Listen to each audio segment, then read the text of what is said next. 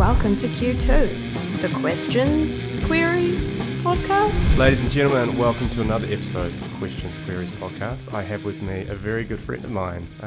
His name is Pete. Pete, what do you do for a living?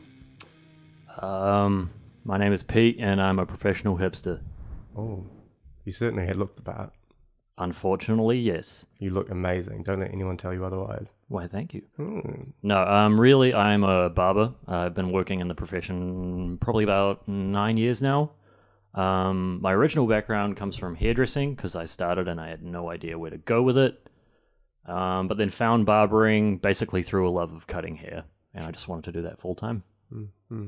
And so you, as I understand you have various other creative pursuits that you've done in your life, such as music and other forms. Yep. How do you, and you've said to me that barbering is very much your medium now.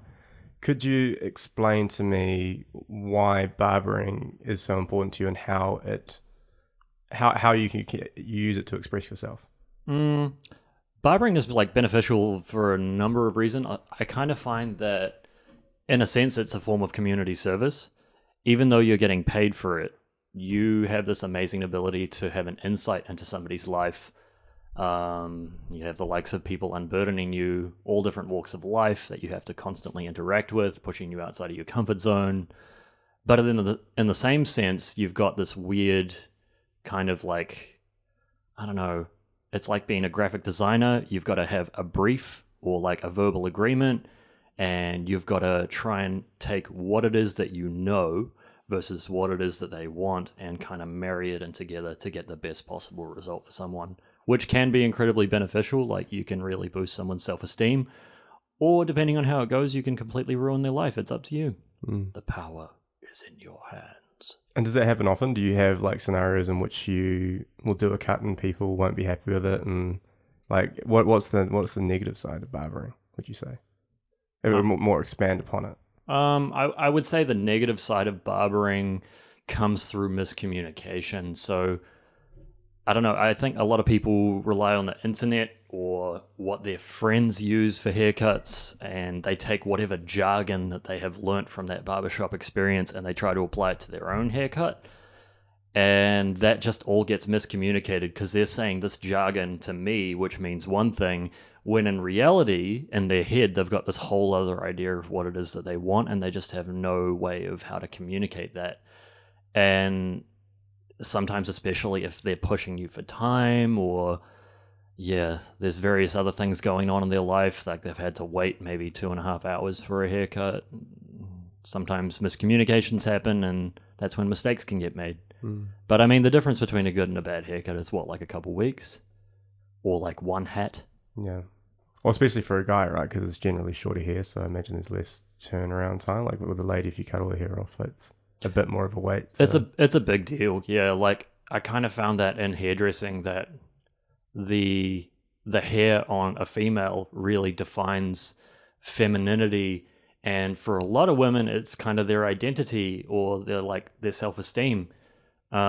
With guys, definitely similar in terms of self-esteem, but the turnaround time is way quicker. So I have clients that come in every week to get their hair done, which is kind of ridiculous, but that's just the priority they put on personal grooming. Yeah, which is not necessarily a bad thing, I suppose. It allows you to craft something again and again, and maybe it's the same sort of medium, the same clay. Do you find that if you're cutting the same person's hair, are there intricacies that you pick up on, or is it sort of once you cut it for the first time, you kind of know that person's hairstyle? And yes and no. There can usually be some variables depending on hair and scalp conditions, but generally the more you cut someone's hair, the better you get to know them, not only as a person, but what their head shape is what their hair tendencies tend to do. If there's some weird growth, irregularities, cow's licks, double crowns, etc. Yeah. I'm just going to assume I know that jargon and nod my head. Oh, okay. Growth patterns being whether or not the front of their hairline has a kink that separates the direction of hair growth. Double crowns, meaning that they actually have 2 crowns on the top of their head. It's more common than people think. Those tend to be a little bit more difficult to deal with. I'd say the worst that I've seen was a triple crown, which, yes, that is a real thing. Wow. But it's incredibly rare to have 3 crowns on your head. Like, that's crazy. And the crown being like the point in which it culminates, like in terms of height, like... It tends to stem from where the fontanelle sits on like someone's head. Okay. And it produces like a whirl shape. Yeah. Yeah. So they have 3 of those. 3 of them. Wow. That's fascinating. That's hard to deal with. Okay, cool. So now the flip side of that question, you talked about something that I thought was quite interesting, actually, like the community almost aspect of it and giving back to the community. Can you please expand upon what you enjoy most about barbering? Creativity in itself, being able to just pull random stuff out of my head and actually bring it to life. It's just, there's a certain kind of power involved with that. And then I'm not going to lie, like it's definitely a confidence boost when people like pat you on the back and say you've done an amazing job, you're incredible at what you do, all that kind of stuff. Like it's really cool. But also kind of getting to, I don't know, speak into people's lives as positively as you can, or without rocking the boat as much as you can, and try and help people in vulnerable times where they need certain words to kind of help them along the path, because they don't really have anybody else to turn to except for their barber. It's very interesting, but it's more common than you think. Yeah. In terms of just people kind of offloading their issues and problems. The unburdening, yes. Yeah. Because that's such a big part of it, right? It's just to vent what's inside. Yep. For mental well-being. Definitely. Yeah. And you reckon that happens quite a lot in your profession? More than anything. Yeah, like I'll have someone sit down. This is an example, and there will be no names raised in this particular story. I had a husband and wife who were clients of mine. This is when I was working in a salon at the time. And they would see me in separate instances, and in these separate instances, she told me that she was cheating on him. And then in another instance, he told me that he was cheating on her. I know. And they were both doing it to each other, and they both had no idea that it was going on. And yet, it's like, what am I supposed to do with all this information? Like, I'm only one human being. Yeah, that was a difficult one. Yeah, well, what can you do in that situation? Because it's not really your place to say anything, right? It's not my place at all. And that's the other thing, is knowing your place. Because I am not like a psychiatrist. I'm not a therapist. I kind of just take things that have really helped me in my own personal mental well-being and just try and lend a hand if I can. If I can. Yeah, well, I mean, that's the best thing you can do. And that's like, it's a really encouraging aspect of it, I think. Okay, so what got you into, like, if you could just, because you said you had the transition from being a salon. Yeah. And hairdressing. Can you kind of explain how you fell into the hairdressing and then sort of the process in which led you to barbering? Like, what was that transition from hairdressing into barbering? Well, and to do this, I have to go like a fair ways back. That's a good thing, man. The podcast goes far back as you need. That's true. I mean, how long do we get for this? We have as long as you want. Oh, that's great. So this will be the world's first 36-hour podcast. You heard it here first. No, okay, so my first love is music. I grew up in a place called Kaitaia, very, very top part of the North Island of New Zealand.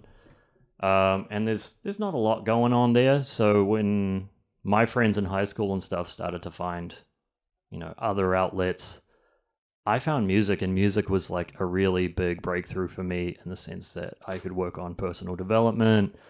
I could make loud noises by hitting stuff with sticks. I'm a drummer, by the way. And yeah, I could also just express myself and all my teen angst at that time, which was really cool. So I went from music, I left high school, I went to study music at Otago University, the contemporary rock music degree majoring in performance. I did that for about a year until I kind of realized the outcome would be I'd just end up with a certificate that said I could play my instrument well. So I thought, I'm racking up a whole lot of debt. I'm going to get a certificate. I might as well just channel my energy into a job that is creative, that will either help me fund my music or I just find enjoyable in the first place. I knew I wanted to do hair because I was incredibly narcissistic and really good at doing my own hair. So I thought, let's turn this into cash. So I started off doing a hairdressing course. I studied at a place called Headquarters Hairdressing Academy, which was based in South Dunedin. It's now called Harrington Vaughan. Big shout out to Harrington and Vaughan, by the way. And they basically just taught me all the fundamentals, or like the introduction of all things to do with hair. And then from there, you kind of whittle it down into terms of what you like the most, what you want to specialize in, and you just kind of go for it. So it probably took me about 5 years to get qualified in hairdressing. It was a long, long journey from Dunedin to Auckland, various different salons, getting treated as cheap labor, until you find someplace that kind of takes you seriously enough that they're willing to put in that training, sign you off on stuff, send you through your assessments.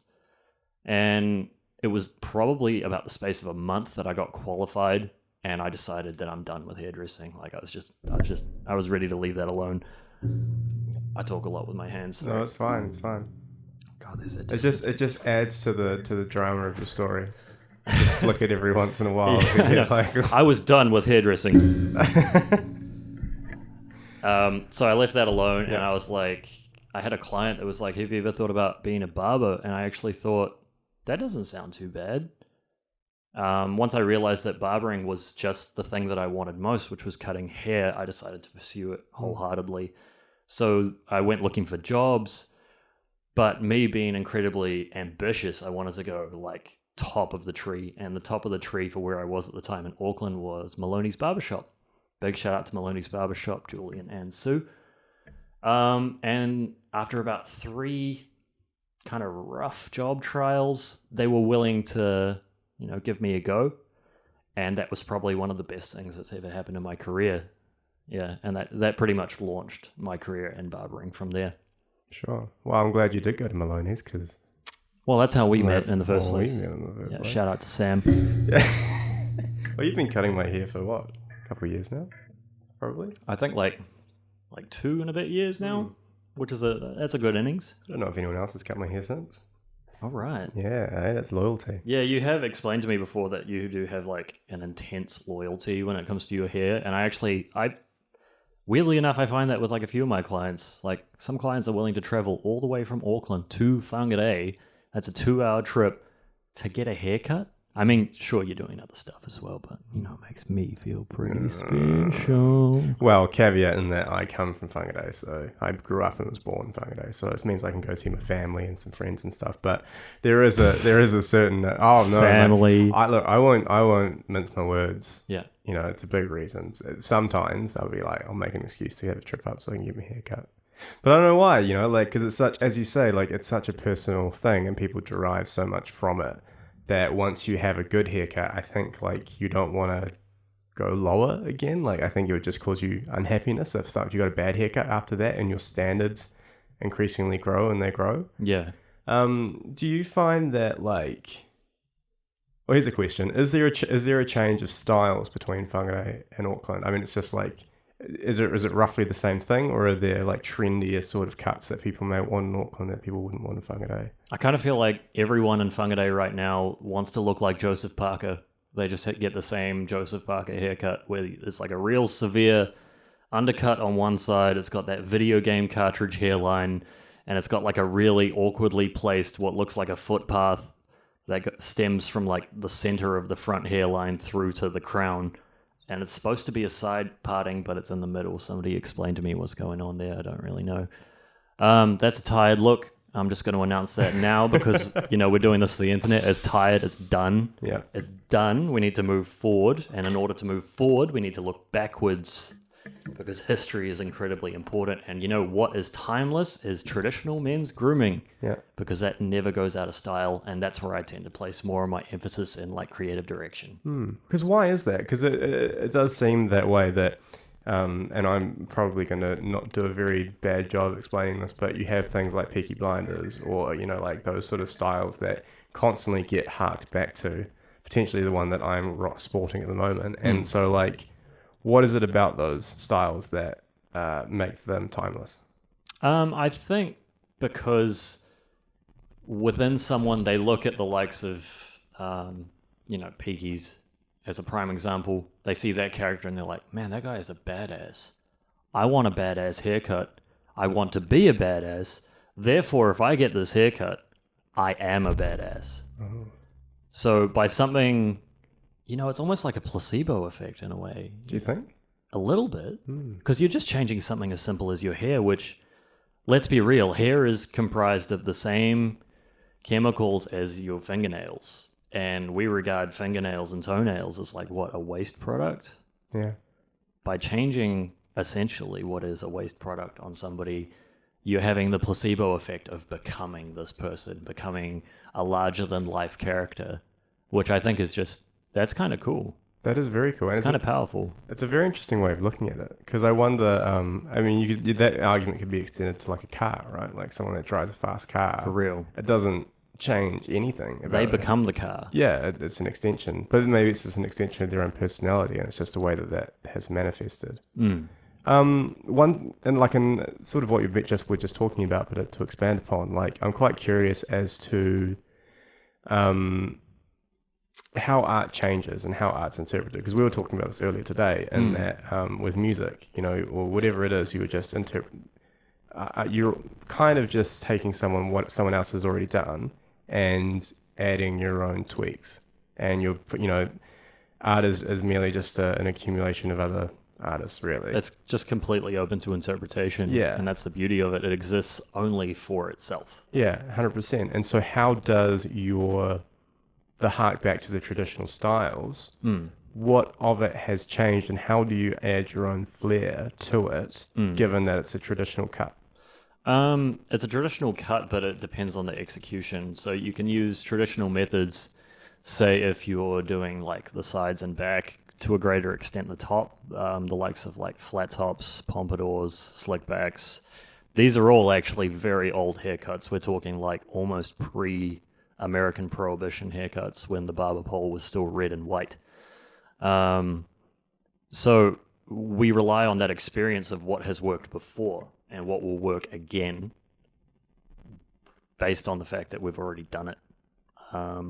But then you've also got more avant-garde techniques, and this is where my hairdressing background comes in handy, because you can apply different techniques, whether it be with scissors or with clippers, in terms of the execution of the haircut itself, and you can render different things entirely. So you can have contrasting things of having it really tight on the back and sides, but really super textured on top, which I find incredibly fun to do. So you've got two worlds essentially meeting in one haircut, which I find pretty awesome.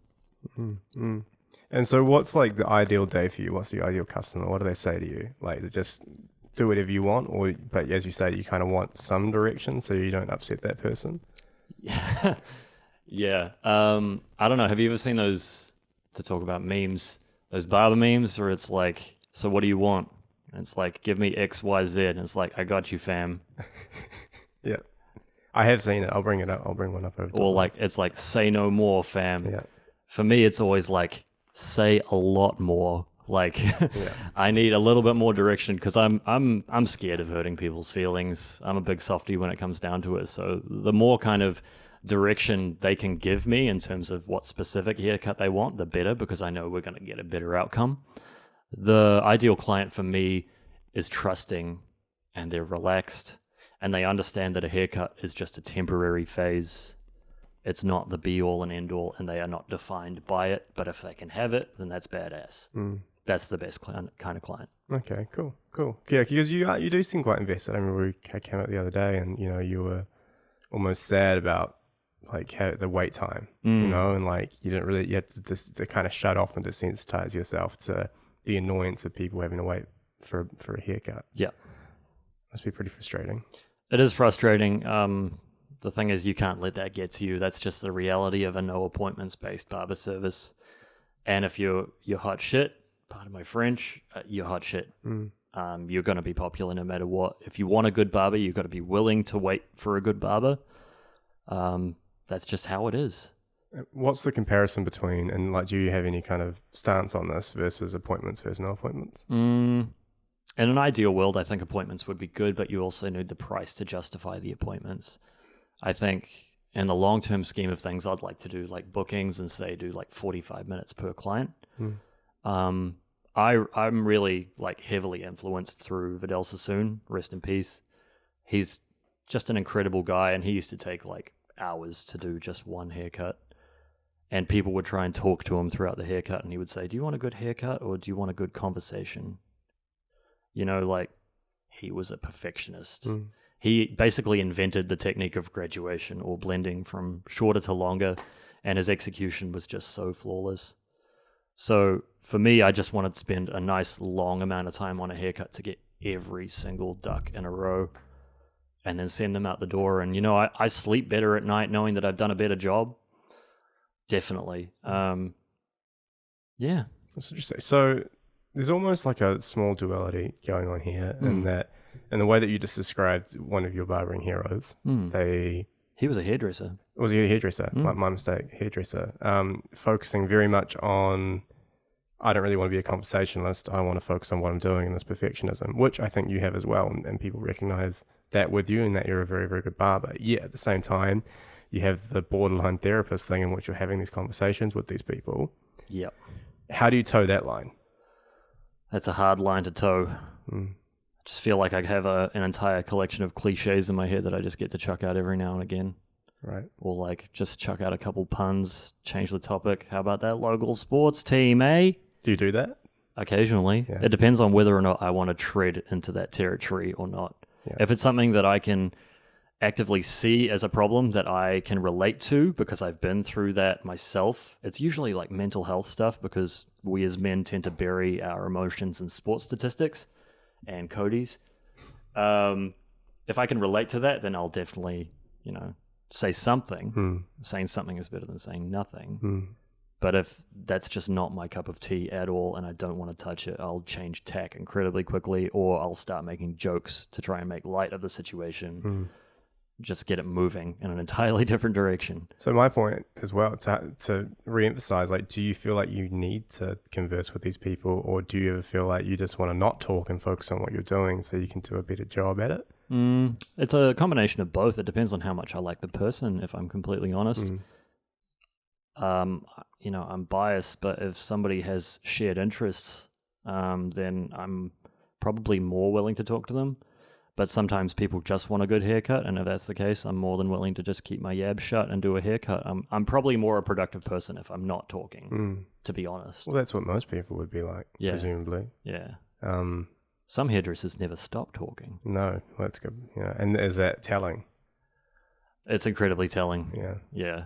That's all I ever hear. Like, if I have to explain what my profession is, say I'm at like a party and I meet just random people, especially females, you tell them that you do hair for a living, and what's the first thing that you hear is the horror story of a hairdresser.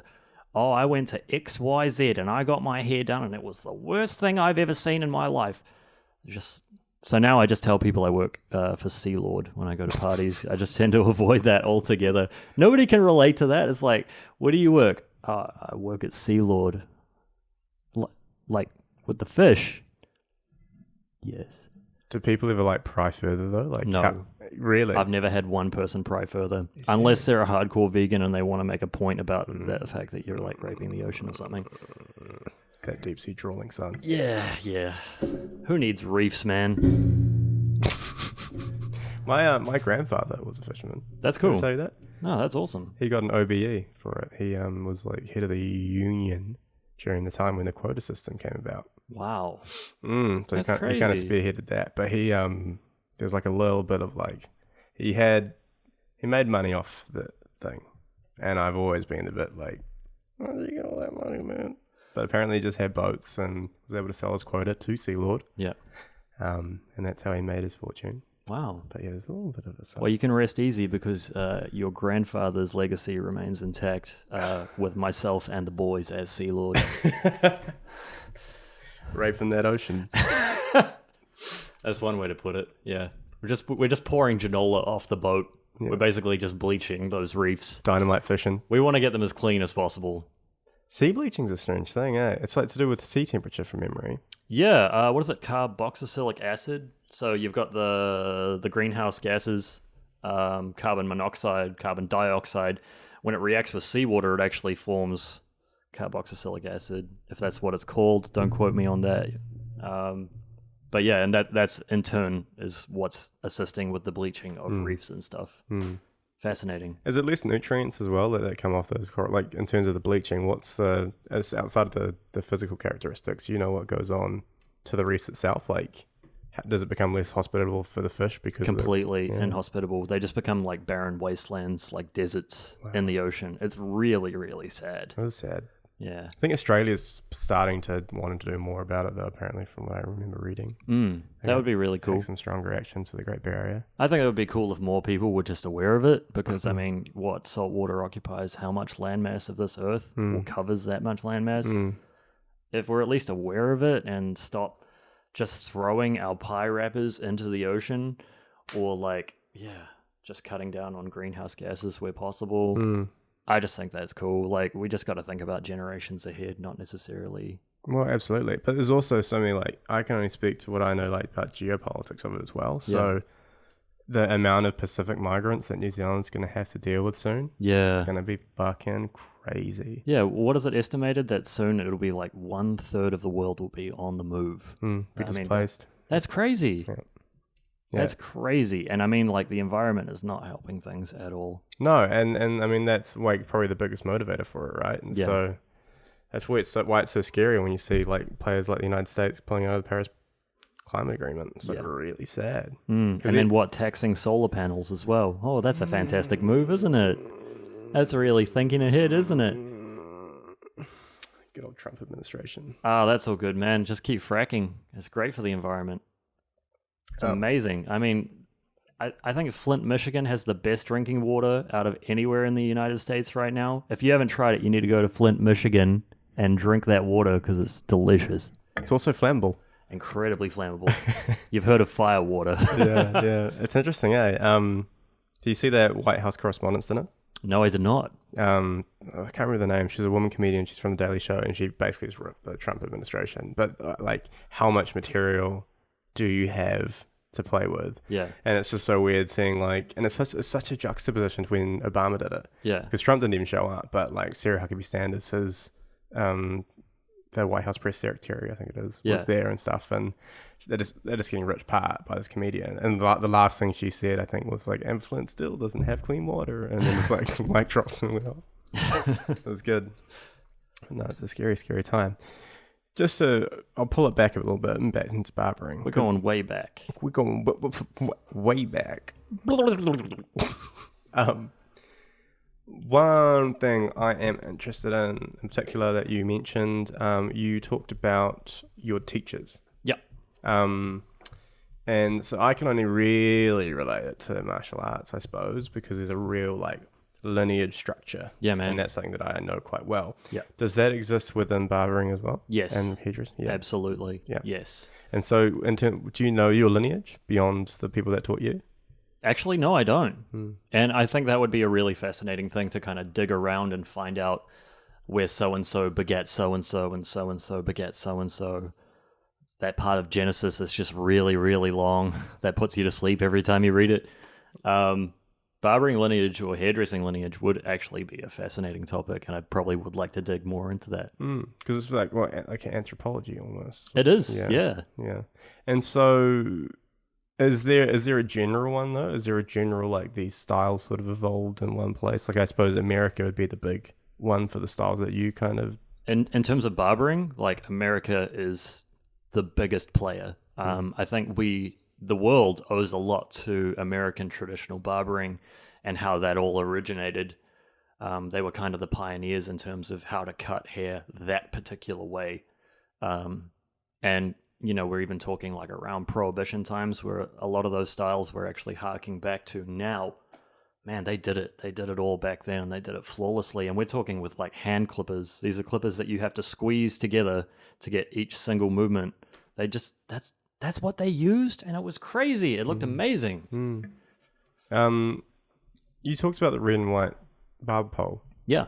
And now it's red, white, and blue, correct? Yeah, it is red, white, and blue. So what changed? They wanted to do a nod to patriotism. So it was like just the American... Yeah, so it originally used to be red and white. This was back in the day when barbers, or what was referred to as tonsorials, were minor surgeons. So we used to take care of teeth pulling, doing stitches, bloodletting, all that kind of stuff, as well as cutting hair, like leeches, that kind of stuff. Crazy, eh? Yeah. Yeah, I know. So it's got a pretty unique history behind it. And then it later on just became specialists of cutting hair and shaving and occasionally unblocking people's clogged pores and things like that, which is less so nowadays. No, have you ever had to do that? No, I just do it on myself, or like my wife loves to do it. That's it. Man. She gets in on that stuff. What is that? What is that about females that love to groom? Because it's just, like, it's universal. I don't know. Is that because we originally descend from primates long time ago, and we like to? Pete, the world is 12,000 years old. Oh. Just hate to burst your bubble there, mate. All right, shout out to my Lord and Savior Jesus Christ. Yeah, he was. You're the goat. Okay, tell me about your teachers. Tell me about the people that taught you down in Dunedin. People that taught me. You gave them a shout out earlier, I believe. Yeah, probably the biggest shout out goes to Mandy Harrington. Mandy Harrington was a hairdresser who was the head of Headquarters Hairdressing Academy, now Harrington and Vaughan. And she took a chance on me. Like, I went in for that first interview, and it was just some basic questions to kind of figure out how well you were going to do in this industry. Asking you stuff like, where do you squeeze a color tube from the top or from the bottom? Like, stuff like that. And she saw something in me that I probably didn't see in myself. And I'm just incredibly thankful of the fact that she nurtured that in me. Even to the point of identifying my ability to be a leader. She chose me to be the student rep amongst a class of, we had like 27 females. I was the only male in that class. She chose me to be the leader of those students to communicate to Mandy and basically the board at the time that ran things. Wow, I didn't know that. I know. That's cool. Yeah, that was cool. So, I mean, huge shout out to Mandy for just believing in me. Yeah, just teaching me stuff, going through basic haircuts with me. Like, they probably don't know this, but as soon as they taught me those basic haircuts, I took that skill and I started practicing on my friends. Like, immediately, I was that hungry to start cutting hair. There are no photos of those haircuts because they were the worst haircuts I've ever done in my life, and no one needs to see those. I'd like to see those. Yeah, of course you would. But no. You'll probably never see them. I burn them. Ooh, feisty. Cool. And so, where else can I go with that? Because I'm still interested in the mastery thing. I'm still interested in, I guess, the lineage thing. But we'll move on from there. In terms of it as a medium, yeah. Do you feel like because you said that you kind of wanted to be the best of it, right? And I think by a lot of accounts, a lot of people that I know personally think you're, probably the best barber that they've known, and you're certainly the best barber that I've known. But is there a cap in New Zealand? Could you feel like you can't, how do you get to the top of the pinnacle? Is the top of the pinnacle being like a national thing for you? Is it kind of like you don't need to go somewhere else because you can get your fulfillment within yourself? Like, is that drive still there? That drive is still there, but the scope is different because I've learned a lot of things along the way. I still wouldn't consider myself the best of what I do. There's still so much to learn. And to quote Mandy, going back again, if I ever stop learning, take me out the bat and shoot me. She never wanted to stop learning, ever. Yeah, that keeps you really humble. I think if you want to be the absolute best, you need to know that you are the absolute best and then walk with that confidence with your head high, and then the rest will follow suit. Fake it till you make it, right? That's an incredibly important part of this industry. Really? Yeah. Oh, yeah. So just kind of... To fake confidence? Yeah. Yeah. When you're a newbie and you have no idea what you're doing and you have to like sell a haircut for $50 that you probably know is going to be incredibly amateur, you need to feign confidence. And do you still feign that same confidence, or you kind of do you have your own ability now that you don't need to? I have my own ability now, and if people look at me and judge me based on what I look like and don't trust me, they don't trust me, and I'm not going to try and push that point or anything. It's just, that's what they think. I can't change their mind. I'm happy with that. Yeah. I know who I am within myself, and I think that's a pretty strong thing. Yeah. And so are you sort of contented so you obviously want to keep learning. Oh, yeah. Do you need to go somewhere else to keep learning, or can you be in New Zealand or Whāngārei more specifically? Because it's not a big place. is that enough to keep learning, or does the internet and, you know, like different styles and different inspirations you can see from there, is that a better teacher than, say, going under the wing of someone now? I'd say the internet's a fantastic resource in just terms of like what you can get. Like I managed to download the original barber manual that was produced in 1913, and I've read through that like extensively, and it basically talks about how they do traditional things.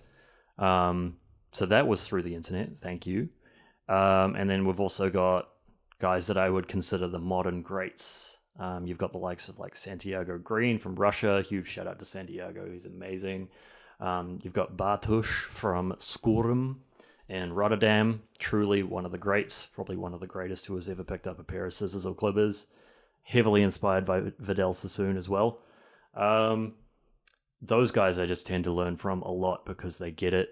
They've been doing it a long time and they know their craft, and I can still learn a thing or two from what those guys are doing. So I think the next step for me in terms of education is probably to go overseas for a short amount of time. My boss has just finished doing a cutting course over in Rotterdam with Skórum. It was like a 3-day advanced course, but I know they do much longer courses, so I'd love to get involved with that and just learn the ways of the old school. That'd be awesome. That's interesting. So who was it that went over there? My boss, Minnie Kavanagh. Yeah, she's the owner of Brothers Barber, which is where I'm currently working up in Whāngārei.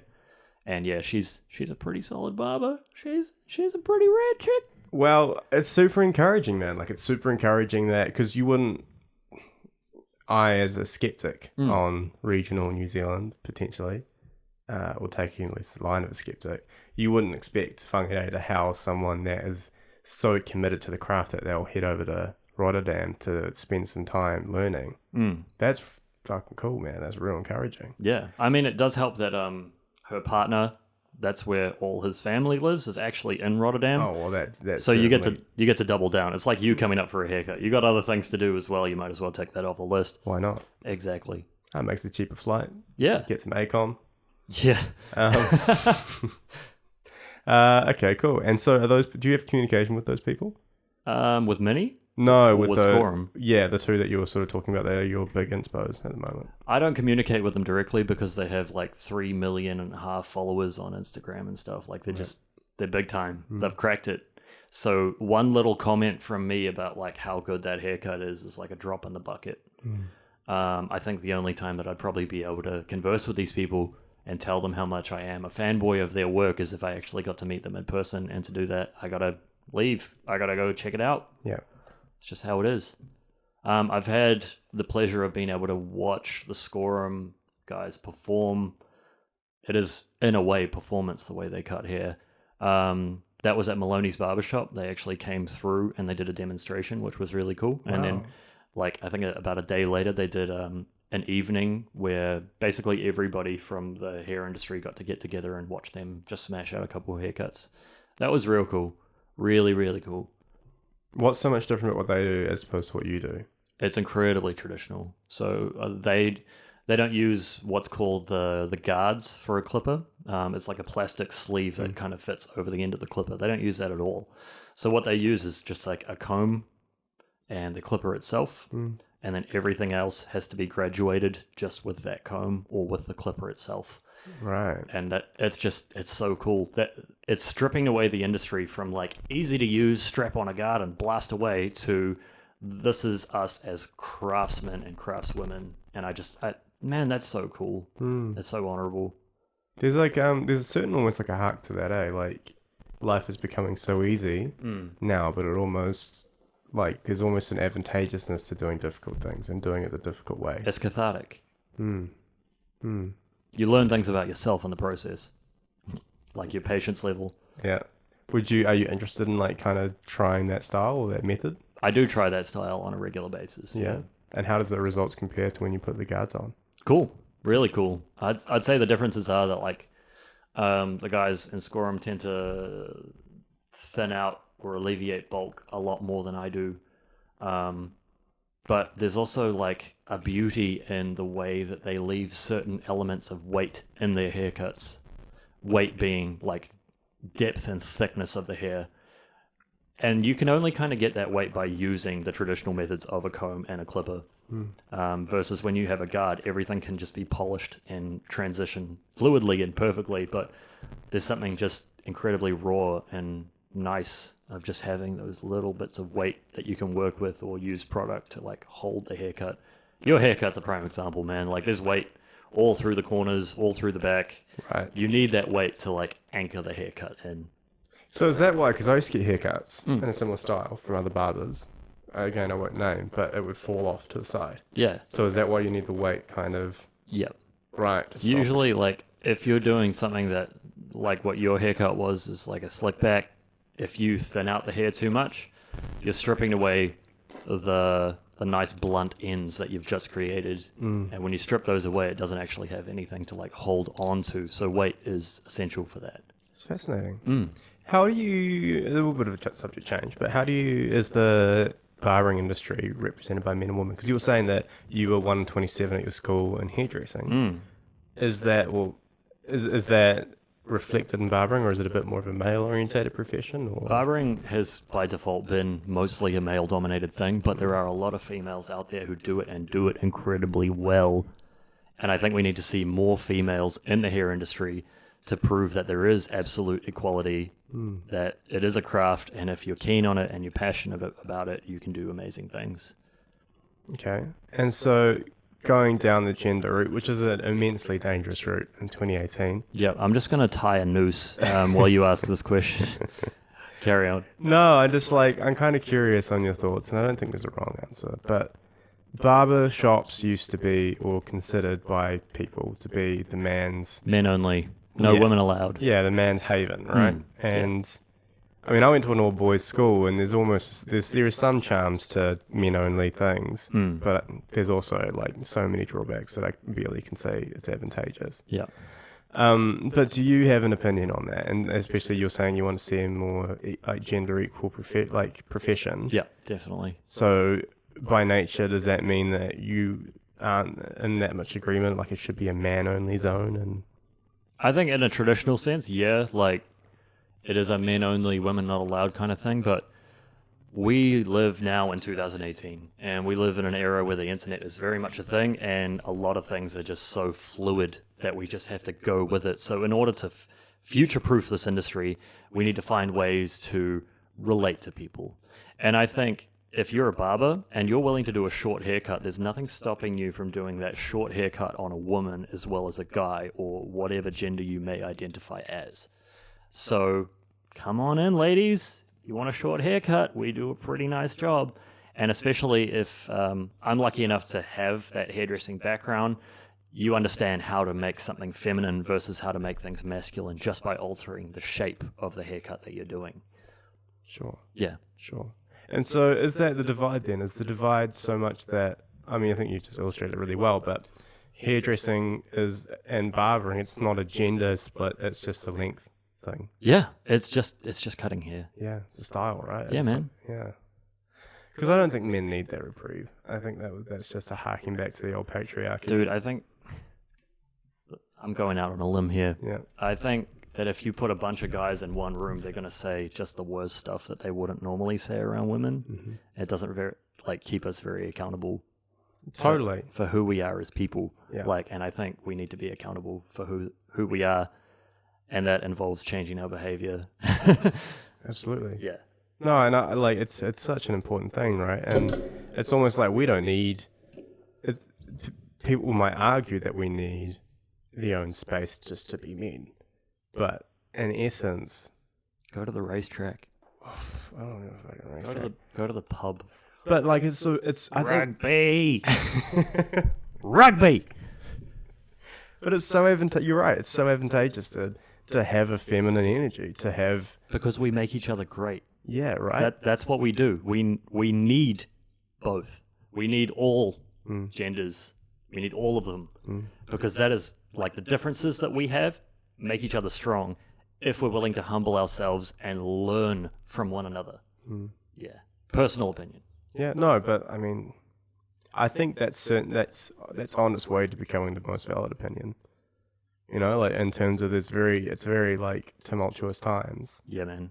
But I have a fear, and my fear is that taking it to a political thing, that you're seeing people like Trump and Putin and Xi Jinping, and it's almost like the old guard is pushing back pretty hard, and you can see that in Charlottesville, and like white men being like, well, we had control and we're losing that, so let's bring it back. Control isn't real. No one has control over anything. We have perceived control, but do we have control? Or do they have control? No. No one does. Well, they can exercise. It depends. We're on a rock, spinning through outer space. That's infinitely expanding. Flat rock. Here we go. I'm just gonna pull up YouTube real quick. Cue like 3-hour videos on like why the Earth is flat. What was that experiment where that guy strapped himself to a rocket to prove? It didn't send himself though, did he? I think he was going to, but it didn't. It didn't eventuate. No, it didn't. I wish it did. Fantastic. Some of these things are just, another reason for me why I think the world has too many people in it. Well, I mean, I don't think you're wrong there. I think overpopulation's our biggest issue. Yeah, it is a big issue. Like, NASA recently said that we need 3 planets in order to keep the human species actually surviving. 3 planets, so that goes beyond just Mars. There's 2 more beyond that. 3 Man, that's extra crazy. planets 3. To colonize. By when? To keep the human species going. But how do they get to that number though? For an ever-expanding species, Exactly. Surely that. How do you define 3? It seems interesting though, Resource allocatment. No, absolutely, that's the thing. But like when you've got an exponential curve of growth, you can't really say you could have 3 or 4. Could be infinite if we're on an infinite scale of growth. Yeah. Well, that would be it, right? Like, you ever seen the movie The Titan on Netflix? No. Oh man, that's wild. Is it? It's just about changing, like enhancing humans so that we're able to breathe in different types of chemicals and survive in different planets. Basically, like to breathe in nitrogen if the atmosphere were nitrogen. And what that does to people, it doesn't make them people anymore, though. Yeah. We're getting dangerous. No. Well, yeah. That is interesting. And the gender thing is such a it's such a hotly talked about subject at the moment. It's hot. The block is hot. What are your interpretations of the future? What do you think's going to happen? Do you have any thoughts? It's either going to get really, really, really, really good, utopian, or really, really, really, really bad, dystopian. The Handmaid's Tale. Oh, we're watching it at the moment. Isn't it great? Yeah, I think it's amazing. I think Margaret Atwood was a bit of a visionary. Yeah. Oh, she was the writer of it. Yeah, she was the original writer. Like George Orwell, man. Like those guys just had some kind of crazy scope into like where things were going, and I think it's incredibly potent to have that type of thing in the here and now to serve as a warning. I don't know. It's tricky, yeah. It's so hard to say it's going to go completely to the one end of the spectrum in terms of dystopian or utopian. Like, doesn't this turn into the shades of grey argument? Like, could it not be somewhere in between? I worry, and I think my personal thing is I think we need to buckle down on education. Yeah. And I used to have a bit more of like a global scope. Yeah. And I think now, like, how do we fix the world, if you will? It just seems so intangible. And I feel like the best thing that we can do in New Zealand, because we're such a small society, respectively, is try and right ourselves as much as humanly possible. Absolutely. And because that's all we have control over. Yeah, man. Control. That's basically it, though. Yeah. Like, if we had control over anything, it's ourselves. Yep. And I think exercising that over ourselves is probably an incredibly important thing to do. Well, it's almost like that's where it begins. Well, this is it, right? Like, the shift isn't at the way... I personally don't believe that you can install a sort of government that will go, okay, here is the utopian ideals that we're all going to now live towards, and we're going to completely clean up the environment. We're going to do X, Y, Z. Yeah. Because people are so fallible, and there are already people that, like the baby boomers, that have pre-established notions. Shout out baby boomers. Thank you guys for the housing crisis. Shout out mum and dad. I love you. But like, a government's not going to be able to change that. Yeah. But in my mind, it all starts with the individual. And the only way that you can kind of influence the individual to think of a more positive mindset and, and instill empathy and instill critical thinking Is DMT. is putting DMT in milk cartons and feeding it to children. Now we're talking. Not at all. But Okay, carry on. education, right? Like it's raising kids properly and then allowing the vote, helping the voting populace to make the most educated decisions that they can. Yeah. Because you can't really do anything else because it's all crazy. I like what the Native Americans used to think of, and they were always thinking like 5 or 6 generations down the track. And that's how they just made their decisions, how they planted their crops, where they planted their crops, and why. Yeah. That governed a lot of things because they're just thinking ahead. And I think of what we're doing now is really, we're not really considering what's going on ahead much. No, well, I It's mean, like, oh, what are we doing today? I'm We're just going to tip all this oil into the ocean. Yeah, righto.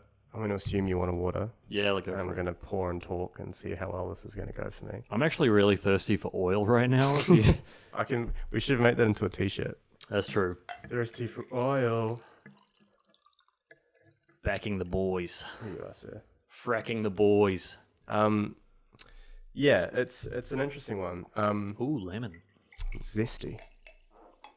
I hope you enjoy lemon. I know you enjoy The Simpsons. Oh, yeah, I love The Simpsons. Shout out to Four Finger Discount. Yeah, huge shout out to Four Finger Discount. Amazing podcast. Basically making me relive some of like the most funny episodes or moments that I had as a kid. What's the best season and what are the best episodes? Oh man, for me, it's probably like seasons 4 through till season 8 or 9, That's like the golden years. Yeah. Pretty much, like if I had to boil it down, anything that like Conan O'Brien was involved on right. is just absolutely fantastic for some reason. Whatever writer's room they had going on, everything is just funny. Everything was delivering. Mm. Do you think it was because they were willing to take bigger risks and because they were less like, there could be instilled a lot more adult humor and There's a lot of adult humor in it. Yeah. And it becomes funnier as you get older. Exactly, right? And they Like- could push it further. Yeah. Like I saw a post recently that was like, the older I get, the more I understand Frank Grimes' breakdown. I was like, that's incredibly sad, but also incredibly funny. That's true. Yeah. Yeah. He was a great character. Yes, I'm he was. recalling Old the Grimy. My favorite moment from that, just to talk about The Simpsons, because that's one of my passions, is at the end at his funeral when Homer's asleep, like blatantly as the casket's descending, and like he's snoring, and he just yells out, "Change the channel, Marge!" And everyone cracks up. Yeah. What are you what a watching? laugh. What a laugh. What are you watching at the moment? What am I watching at the What are moment? the current faves? Obviously, Handmaid's Tale. Darkest show on TV at the moment. That's real depressing. It's great. I recently came off a phase of being obsessed with the reinvention of Lost in Space on Netflix because I'm a bit of a sci-fi nerd, and I thought that was actually pretty well done. I've seen what you've written on Reddit, and I kind of disagree. That's cool. Take it for what it is, guys. It's art. What else? What else am I watching at the moment? RuPaul's Drag Race. Huge shout out to RuPaul. Are you actually watching RuPaul's Drag Race? I watch the hell out of RuPaul's Drag Race, man. Emma loves that shit. It's incredible. It's like the best possible version of a reality show. It is. I will give you that. Yeah. Reality is an interesting thing, right? Mm-hmm. Because I have a certain disdain for Bravo. Okay, like as a reality show station. Yeah, man. I think it's a very strong word, but it's pollution in the Yep. sense that like It's just noise. but it's not good for you to watch that. I know someone that has done some things. They got butt implants. No, they're just not necessarily a most emotionally stable human. Yeah. And I watch a lot of Bravo, and I think that like if you're like us, your mind's a sponge, and you're taking on things from influences. Subconsciously, definitely. Yeah, and so what does that do to you? Like, what is like? It's so like catty and nasty and narcissistic, and like, how does that affect your psyche if that's what you're ingesting all the time? I don't know. I look at, if you're just watching reality shows, like a lot of people I know that watch reality shows say they watch it because they want to tune out what's going on in their life and just kind of numb their brain for a little bit because it is brain numbing. Yes. Do not get me wrong.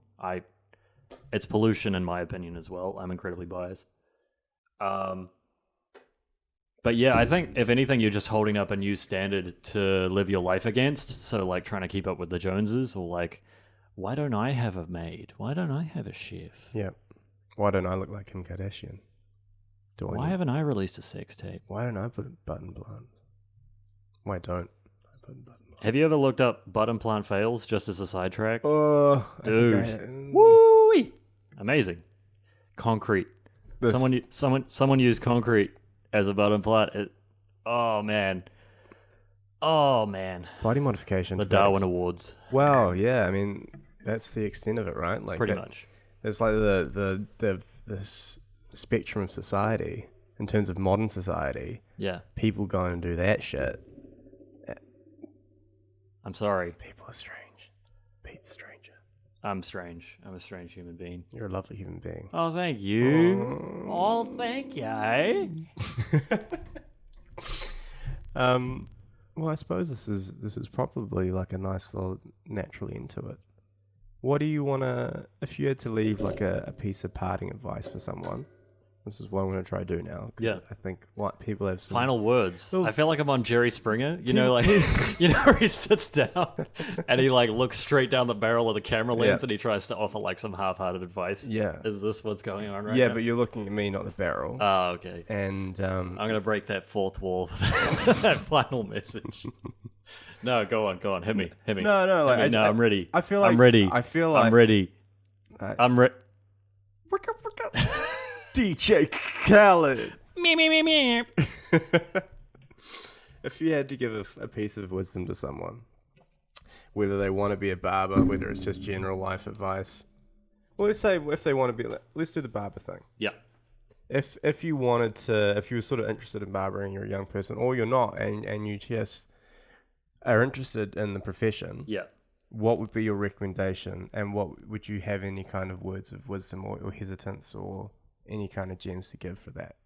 Yeah. First step, destroy your ego. Bring this closer. I want to hear this. Okay. First step, destroy your ego. Second step, be willing to start at the very bottom, because that's where it all begins. You won't have an appreciation for it then, but you'll appreciate it later when you look back on it. Find some damn good tutors or a damn good course to maybe attend. And if those people are willing to impart in your life words of wisdom or words of technical expertise, listen with both ears, look with both eyes, work with both hands. Sweep that damn floor again. It's always hairy.